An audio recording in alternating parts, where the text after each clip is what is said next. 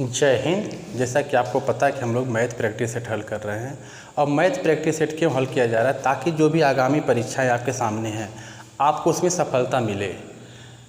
Practice set हल जब मान लीजिए कोई भी पेपर सामने आ जाए तो प्रैक्टिस सेट हल करना बहुत ही ज़रूरी होता है, क्योंकि प्रैक्टिस सेट जब आप हल करेंगे तो उससे आपका आत्मविश्वास बढ़ेगा और जिस बच्चे में आत्मविश्वास आ गया कि हम परीक्षा पास करेंगे ज़रूर, उसको कोई रोक नहीं पाएगा। इसलिए हम लोग प्रैक्टिस सेट हल कर रहे हैं। पहला क्वेश्चन से स्टार्ट कर रहे हैं। पहला क्वेश्चन आपके सामने है।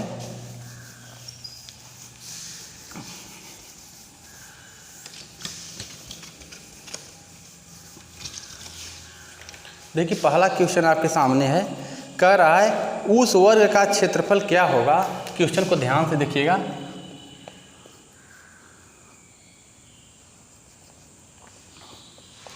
उस वर्ग का क्षेत्रफल क्या होगा।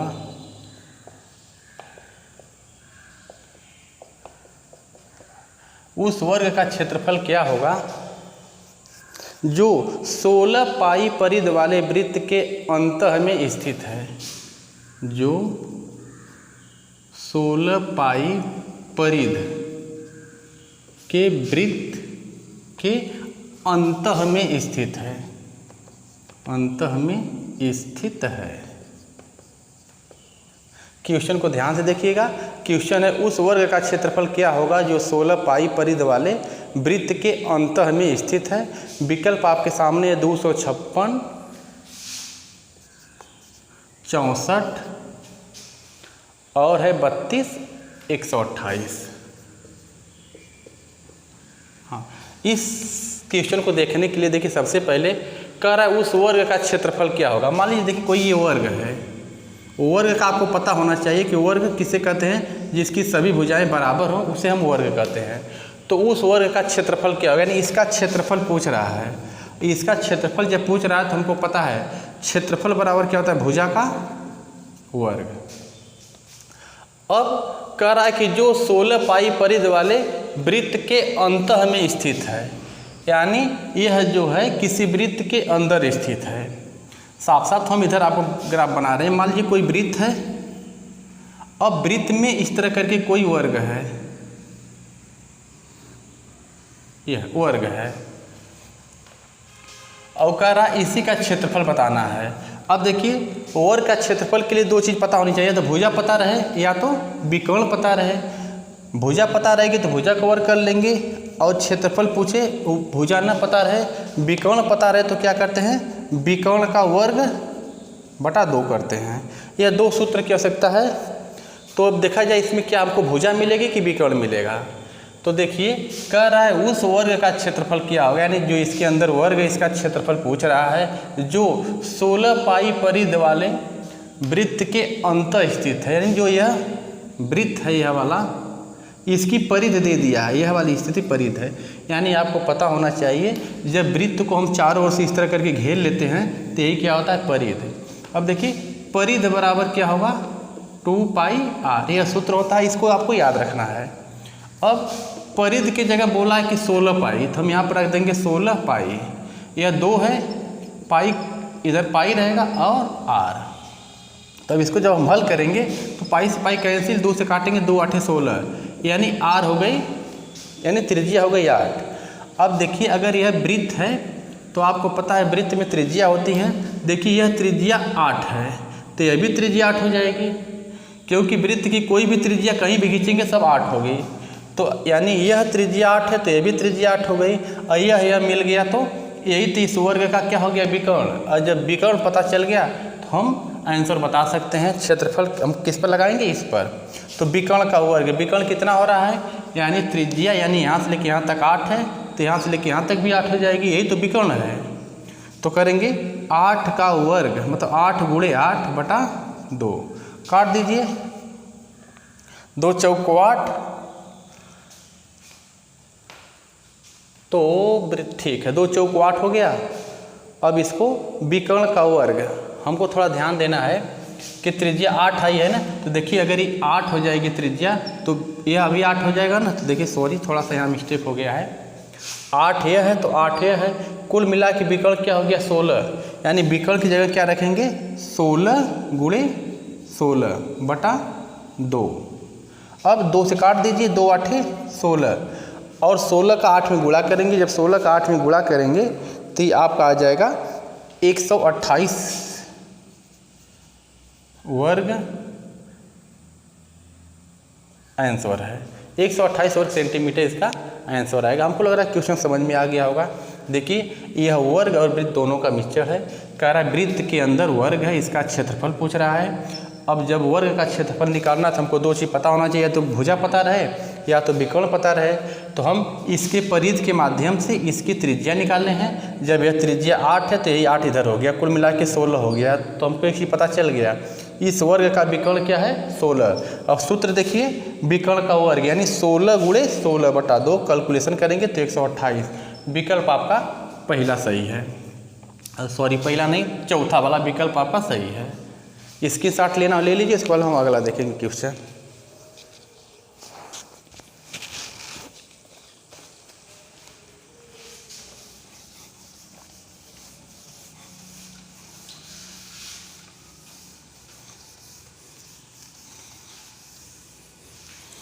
अगला क्वेश्चन आपके सामने है, 42 सेंटीमीटर त्रिज्या वाले एक वृत्ताकार तार को, क्वेश्चन है 42 सेंटीमीटर त्रिज्या वाले एक तार को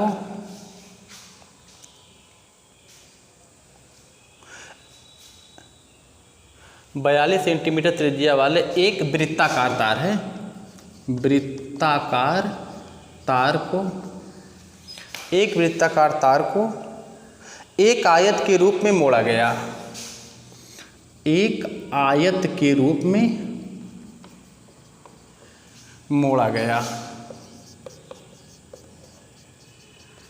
एक आयत के रूप में मोड़ा गया है,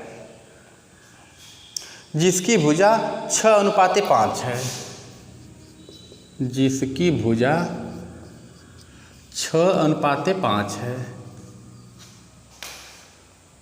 तो इस आयत की छोटी भुजा बताइए। तो इस आयत की छोटी भुजा बताइए।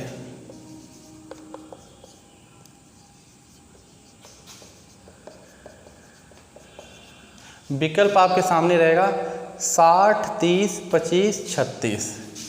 60 है, 30 है, 25 है और 36 है, यह 4 विकल्प है। हाँ आप लोग हल करिए, जिनका आ जा रहा है भाई आंसर जवाब देंगे।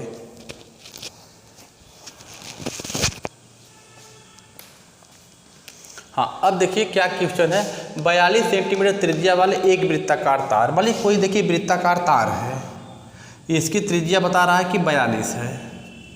कह रहा है तार को एक आयत के रूप में मोड़ा गया, यानी यह जो तार है इसको खोल के हम एक आयत के रूप में मोड़ रहे हैं, यानी इस तरह मोड़ दे रहे हैं। तो आप ध्यान से देखेंगे, अगर यह तार जितना लंबा रहेगा, इसी तार से जब हम इसको बना रहे हैं तो इसकी भी तो उतना होगा, यानी इसका परिधि, परिधि का मतलब जब तार को हम सब ओर से मोड़ लिए तो परिधि होती है। इसी तार को जब हम खोल के इस तरह मोड़ेंगे तो ये भी तो परिधि हो गया, यानी परिमाप हो गया। परिधि या परिमाप दोनों समान होते हैं, इसका परिधि बराबर इसका परिमाप, परिधि परिमाप समान है। इसको सब कुल ओर से घेरेंगे तो परिधि कहा जाता है, इसको जब सब ओर से घेरते हैं तो परिमाप कहलाता है। तो जब इस तार को खोल के हम इस रूप में मोड़े हैं तो दोनों का तो परिमाप बराबर हो गया, यानी परिमाप हो गया बराबर। अब आपसे कह दिया है जिसकी भुजा 6 और 5 के अनुपात में है, यह 6 है, यह 5 है। जब यह रेशियो अनुपात में दिया तो हम इसको 6x मानेंगे, इसको 5x मानेंगे, ठीक है। तो कह रहा है इस आयत की छोटी भुजा बतानी है, ये छोटी भुजा पूछ रहा है। अब इसको हम हल कैसे करेंगे, देखिए इसका त्रिज्या मिल गई हमको, तो हम निकालेंगे परिधि बराबर क्या होता है, परिधि बराबर एक सूत्र आपको पता होना चाहिए 2πr। अब 2 है तो हम रख देंगे, पाई का मान 22/7 होता है तो इसको भी रख देंगे, और त्रिज्या 42 है तो त्रिज्या r की जगह हम 42 रख देंगे, 7 × 6 = 42। अब 22 में 6 से गुणा और 2 से गुणा करना है। अब इसका जब हम गुणा करेंगे तो गुणा करके बोलिए भाई कितना आ रहा है,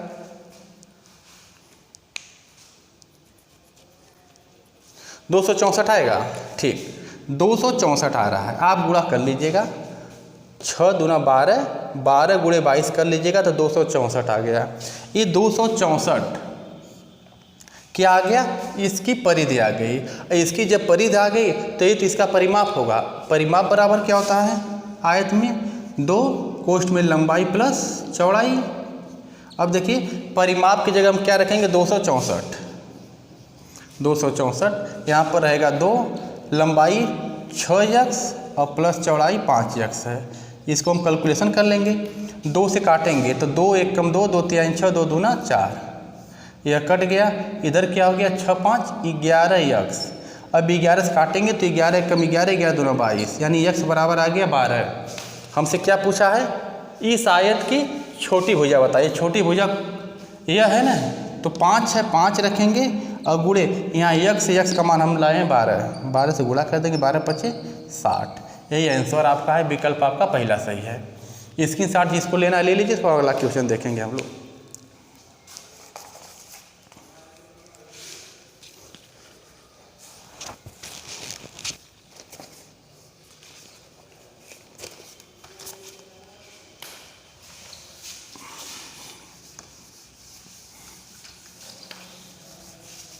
पहला क्वेश्चन है आपका, मतलब अगला नंबर आपका है इसमें, एक समकोण समद्विबाहु त्रिभुज का क्षेत्रफल। क्वेश्चन है एक समकोण समद्विबाहु, एक समकोण समद्विबाहु त्रिभुज का क्षेत्रफल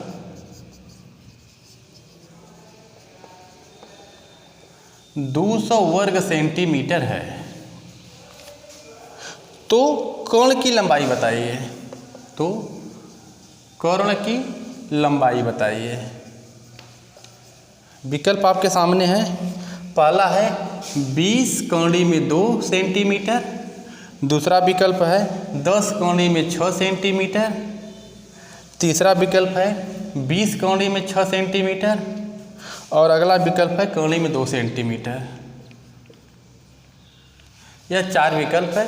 इस सवाल को हाँ जिनको आ रहा है भाई हल करें, जिनको नहीं आ रहा है बोर्ड पे देखेंगे। कह रहा एक समकोण समद्विबाहु। समकोण समद्विबाहु का मतलब समकोण त्रिभुज सबको पता है, जी 90 अंश का कोण बनता है, इसको हम कहते हैं समकोण त्रिभुज। कह रहा समद्विबाहु यानी इसकी 2 भुजाएं बराबर हैं। तो जब 2 भुजाएं बराबर रहेंगी तो हम इसको कर सकते हैं ना कि यानी यह x है तो यह भी x हो जाएगा। कर्ण की लंबाई, यही लंबाई पूछ रहा है। तो हमको पता है कि समकोण त्रिभुज का अगर हम क्षेत्रफल निकालेंगे तो एक सूत्र होता है 1/2 गुणे आधार गुणे ऊंचाई। अब देखिए 1/2 तो रखेंगे गुणे आधार, आधार का मतलब यह है x है और गुणे ऊंचाई भी x है, तो यहाँ x कर लेंगे। और क्षेत्रफल क्या दिया, 200 वर्ग सेंटीमीटर। क्षेत्रफल की जगह हम रख देंगे 200, यहाँ रहेगा 200। यहाँ देखिए x में x का गुणा करेंगे तो x स्क्वायर बटा 2 हो गया। इसका गुणा कर देंगे तो हो जाएगा यह 400, इधर हो गया x। स्क्वायर हटाएंगे तो अंदर रूट हो जाएगा, इसका वर्गमूल निकालेंगे तो 20। यानी हमको पता चल गया यह भुजा जो है 20 है, तो यह भी 20 हो जाएगी क्योंकि दोनों बराबर हैं, समद्विबाहु है। समद्विबाहु का मतलब 2 बाएँ इसकी बराबर हैं। अब कर्ण पूछ रहा है, यहाँ पर हम पाइथागोरस प्रमेय लगाएंगे तो होता है कर्ण का वर्ग बराबर लंब का वर्ग धन आधार का वर्ग। कर्ण का वर्ग पूछ रहा है तो इसको हम रहने देंगे। लंब जो है 20 है तो 20 का वर्ग कर लेंगे, इधर आधार भी 20 है तो 20 का वर्ग कर लेंगे। अब देखिए 20 से 20 का गुणा करेंगे तो 400 और प्लस 400 सब मिल के हो गया आपका 800। अब ये 800 हो गया, इधर कर्ण वर्ग घटेगा तो अंदर रूट हो जाएगा। इसका खंड करेंगे, खंड करके तो हम बता देंगे, लेकिन कुछ बच्चों के लिए दिक्कत होगी तो आप देखिए सीधे इधर अलग से खंड कर लिया करिए। इस तरह करके तोड़िए, 2 से तोड़िए, इसको 2 से तोड़िए, 2 चौका 8, फिर 2 से तोड़ेंगे 2 दूना 4, फिर 2 से तोड़ेंगे 2 एकम 2, फिर 2 से तोड़ेंगे 2 पचे 10, फिर 2 से तोड़ेंगे 2 दूना 4, 2 पचे 10, फिर 5 से तोड़िएगा 5 25, फिर 5 से 5 एकम 5। देखिए जब यह कर्णी में रहता है तो जो जोड़ा बन गया उसको हम बाहर निकाल लेते हैं, जिसका जोड़ा नहीं बनता उसको अंदर छोड़ देते हैं। देखिए एक जोड़ा बन गया है ना, तो हम एक 2 बाहर निकाल लेंगे गुणे। देखिए इसका भी जोड़ा बन गया तो इसको 1 2 और बाहर निकालेंगे। देखिए इस 2 का जोड़ा नहीं बना है तो इसको छोड़ देंगे। ये 5 का जोड़ा बना तो हम 5 बाहर निकाल लेंगे, और जो जोड़ा नहीं बना उसको अंदर छोड़ देंगे। तो 2 का नहीं बना था, 2 को हम अंदर रख लिए, बाकी सबको बाहर निकाल लिए। 5 दूना 10 दूना 20, 20 कौड़ी में 2 इसका आंसर आएगा। इसका विकर्ण जो है 20 कौड़ी में 2, यानी पहला विकल्प आपका सही है। इसकी शॉट जिसको लेना ले लीजिए। इसके बाद हम अगला क्वेश्चन देखेंगे।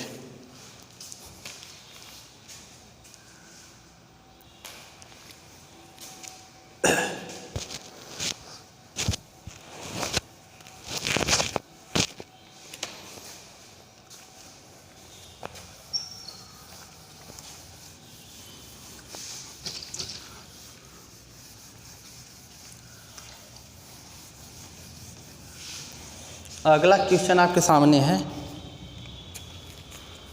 एक फल विक्रेता 24 आम पर 1 आम मुफ्त में देता है। क्वेश्चन है, एक फल विक्रेता 24 आम पर 1 आम मुफ्त में देता है। 1 आम मुफ्त में देता है तो कह रहा है वह ग्राहक को छूट प्रदान करता है। वह ग्राहक को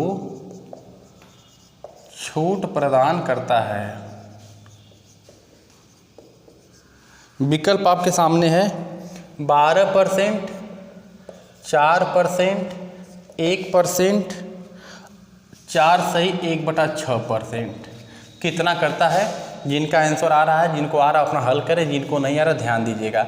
एक फल विक्रेता कह रहा है 24 आम पर 1 आम मुफ्त करता है, यानी हम 24 आम खरीदेंगे तो 1 आम हमको फ्री दे देगा। तो हम लिखेंगे ना, चूँकि 25 आम जो हमारे पास है उसमें कई आम फ्री है, 1 आम मुफ्त है, इसलिए 1 पर 1/25। इसलिए कोई भी चीज़ प्रतिशत पूछता तो 100 पर लगाया जाता है, यहाँ पर 100 कर लेंगे। तो 25 चौका 100, यानी वह ग्राहक को 4% छूट दे रहा है। विकल्प आपका दूसरा वाला सही है। स्क्रीनशॉट जिसको लेना ले लीजिए, उसके बाद हम लोग आगे बढ़ेंगे।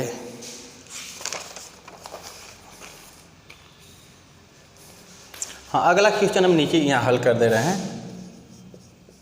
कह रहा है कॉफ़ी की कीमत 15% बढ़ाने पर, कॉफ़ी की कीमत 15% बढ़ाने पर उसकी बिक्री 15% कम हो गई। उसकी बिक्री 15% कम हो गई। 15% कम हो गई। आय पर इसका कुल प्रभाव क्या होगा?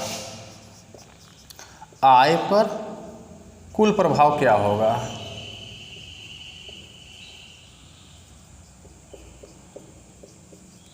विकल्प है पहला 2.25% की वृद्धि, फिर है 2.25% की कमी, फिर आपका है 15% की कमी, और आखिरी वाला कोई नहीं। देखिए ऐसा सवाल जब भी दिखाई दे तो हमको एक सूत्र पता होना चाहिए। डबल डाटा का होता है x + y + xy/100।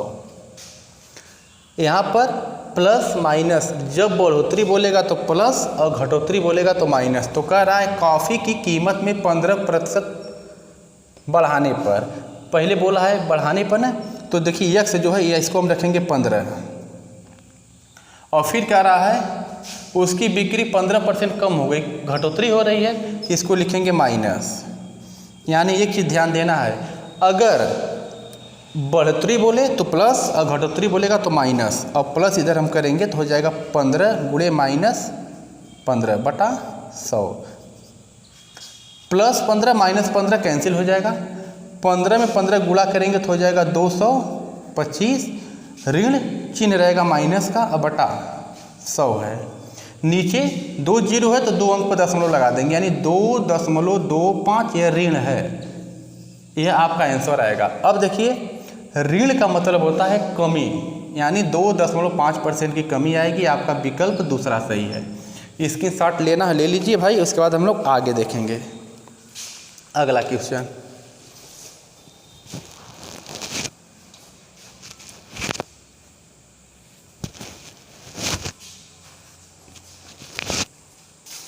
हाँ, इस सवाल में हमेशा ध्यान दीजिएगा, अगर उत्तर ऋणात्मक में आ रहा है तो कमी होगी और धनात्मक में रहेगा तो वृद्धि होगी। तो यहाँ ऋणात्मक है इसलिए कमी होगी।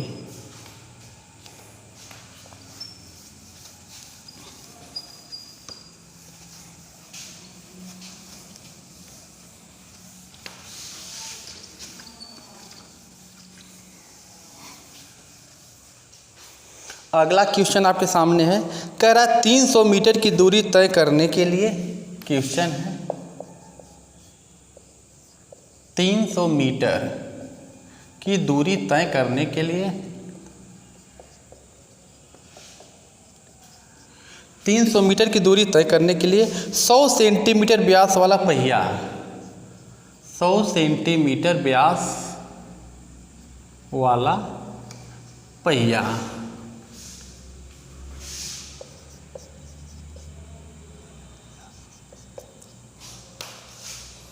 कितना चक्कर लगाएगा, कितना चक्कर लगाएगा, कितना चक्कर लगाएगा।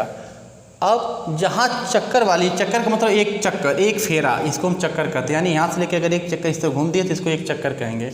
जहाँ भी चक्कर वाली मतलब एक चक्कर वाली बात आए उसको हम बोलते हैं परिध, यानी इसको अगर हम लेके यहाँ से यहाँ तक अगर घेर दे रहे हैं इस तरह करके, तो यह चक्कर जो हो गया एक, वो हो गई परिध। तो परिध बराबर क्या होता है 2πr। अब देखिए 2 की जगह 2 रखेंगे, पाई की जगह 22/7 रखेंगे और आर की जगह क्या रखेंगे, आर का मतलब त्रिज्या होती है। हाँ, जिन बच्चों को न समझ में आए वो अलग अलग टॉपिक पढ़ लें, वृत्त पढ़ लें तो उनको समझ में आएगा, क्योंकि प्रैक्टिस सेट में उनको दिक्कत हो सकती है। देखिए आर का मतलब ये त्रिज्या होती है। अब त्रिज्या का मतलब हो गया, क्या बोला है, ये बोल लिया कि व्यास, व्यास का मतलब यह मिला के, मतलब यहाँ से लेके यहाँ तक मिला के इसको हम व्यास बोलते हैं। अगर व्यास यहाँ से लेके यहाँ तक 100 है तो व्यास का आधा त्रिज्या होती है, यानी 50 हो गई त्रिज्या। ध्यान से देखिएगा, अगर पूरा यहाँ से लेके यहाँ तक पूरा टोटल देख रहे हैं तो इसको हम व्यास कहते हैं। तो बोला है व्यास क्या है 100, यानी यहाँ से लेके यहाँ तक 100 है, तो इसका आधा कर देंगे तो त्रिज्या होगी, यह 50 होगी, यह भी 50 होगी, क्योंकि हमको आवश्यकता है त्रिज्या की, तो हम ये 50 कर दिए।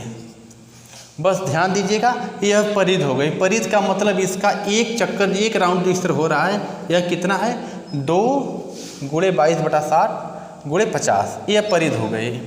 और कह रहा है दूरी कितनी है 300 मीटर दूरी है, तो यानी मान लीजिए कोई दूरी यहाँ से यहाँ तक 300 मीटर है, तो यह पहिया इस पर कई चक्कर लगाएगा। अगर चक्कर जहाँ पूछ रहा है तो हम लिखेंगे चक्करों की संख्या बराबर, चक्करों की संख्या बराबर क्या होता है कुल दूरी, मतलब ये जो दूरी है कुल दूरी बटा एक चक्कर, एक चक्कर। अब ध्यान दीजिएगा, कुल दूरी तो ये दे दिया है 300 मीटर, तो हम कुल दूरी की जगह रखेंगे 300 मीटर, ठीक। अब इधर देखिए बटा, यह व्यास सेंटीमीटर में है, तो यह जो परिध आई है सेंटीमीटर में, तो इसको हम नीचे लिखेंगे 2 × 22/7 × 50, यानी कुल दूरी बटा एक चक्कर। एक चक्कर का मतलब परिध हो गया, तो कुल दूरी 300 मीटर थी और एक चक्कर यह हो गया। अब इसमें देखिए सेंटीमीटर में है, यह जो है मीटर में, तो इसमें हम 100 से गुणा कर देंगे, क्योंकि 1 मीटर बराबर 100 सेंटीमीटर होता है। जब इसमें 100 से गुणा करेंगे तो ये हो गया सेंटीमीटर। अब यह बटा का बटा है तो यह ऊपर चला जाएगा, यानी हम इसको लिख सकते हैं 300 × 100। समझ में आ गया होगा कि 100 से गुणा क्यों किया गया, क्योंकि मीटर दिया तो इसको हम सेंटीमीटर में चेंज किए हैं। और यह बटे का बटा है, 7 चला जाएगा यहाँ पर, अब नीचे हो जाएगा आपका 2 × 22 × 50। अब 50 दूना 100 हो गया, 2 से 2 कट गया, अब हो गया 300 गुणे 7 बटा 22। 300 गुणे 7 बटा 22 हो गया। अब इसका करना है कैलकुलेशन। अब इसका जब हम कैलकुलेशन करेंगे तो देखिए, काटिए, क्या होगी, बचा है हमारा यहाँ पर बचा है 300 गुणे, यहाँ पर बचा है 7, यहाँ पर बचा है 22। तो हम 2 से काट दे रहे हैं। 300 गुणे 7 बटा 22। अब इसको हल करिए, देखिए काटिए, 2 से 2 1 कम 2, 2 1 कम 2, 2, कहीं कुछ मिस्टेक है क्या इसमें। 300 मीटर हो गई दूरी है तो सही है, 300 मीटर हो गया, 300 मीटर हो गया, गुणे 7 हो गया, गुणे 100। सॉरी, क्वेश्चन में देखिए यहाँ पर दूरी जो है 330 मीटर है, दूरी है 330 मीटर, तो कुछ नहीं, यहाँ पर हम लिख देंगे 330 मीटर। इसको हम फिर से इधर हल कर दे रहे हैं। यह 330 मीटर है, गुणे 100 से गुणा करेंगे तो सेंटीमीटर हो गया, बटा का बटा जो ऊपर चला जाएगा तो यह 7 हो गया, बटा 2 गुणे 22 गुणे 50। अब इसी को हल करना है तो 50 दूना 100 हो गया, 2 से 2 कट गया, 11 दूना 22 हो गया, 11 यहाँ 33 हो गया, यह हो गया। काटेंगे तो 15 हो गया, 15 में 7 का गुणा करेंगे, 15 साते होता है 105, यानी चक्करों की संख्या। यह पहिया जो इस दूरी को तय करेगा तो 105 चक्कर लगाएगा। विकल्प शायद हम भूल गए थे, विकल्प हम आपको दे रहे हैं। विकल्प था 92 चक्कर, पहला 92 था, दूसरा था आपका 89, तीसरा विकल्प था 90 और चौथा विकल्प था 105। तो विकल्प आपका आखिरी वाला सही हमको लग रहा है। आपको क्वेश्चन समझ में आ गया होगा। आज हमारी वीडियो यहीं तक रहेगी, आगे मिलेंगे दूसरे वीडियो के साथ, तब तक के लिए धन्यवाद।